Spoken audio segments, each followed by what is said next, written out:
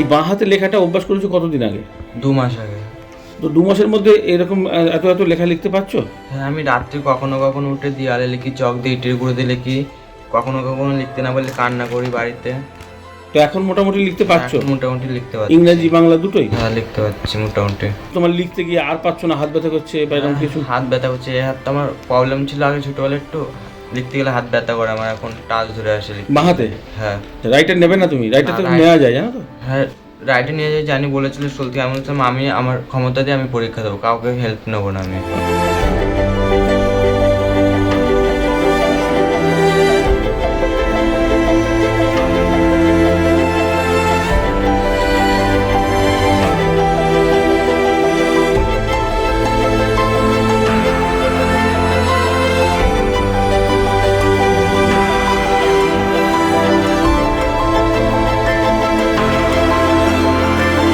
যখন ওর বয়স 12 বছর তখন প্রাইভেট পড়তে যায়, হাতে গায়ের উপরে সাইকেলটা পড়ে যায়। যাওয়ার পরে তখন আমরা এক্সরে করি, এক্সরে করার পরে জানা যায় যে ওর হাড়টা খেয়ে গেছে, যেটা ডাক্তারি ভাষা বলছে বন টিউমার। সেটা আমরা আরজিকর হসপিটাল থেকে অ্যাডমিট করিয়ে ওটাকে চিকিৎসা করা হয়, যেটা অপারেশন করার পরে 2 বছর ভালো ছিল। থাকার পরে আবার ওই হাতটাকে আবার ফুলে যাচ্ছিল।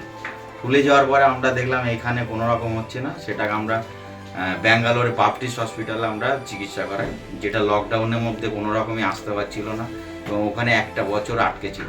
থাকার পরে এইবার জানেনই তো বাইরে গ্রাম খরচা দিয়ে সর্বশান্ত, মানে কি বলা যায়, যা কিছু ছিল লোকের থেকে অনেক ধার দেনা করে ওর চিকিৎসা করা হয় আর এখানে আসা হয়।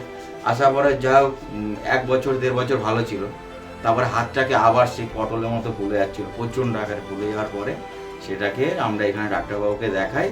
গত ডিসেম্বর মাসে ডাক্তারবাবু বলেছেন যে ওটা ক্যান্সারের সাইডেই চলে গেছে, ওর এমনকি ওর শরীরে ছড়িয়ে যেতে পারে, যার কারণে ওটাকে ওর হাতটাকে বাদ দিতে বাধ্য হবে।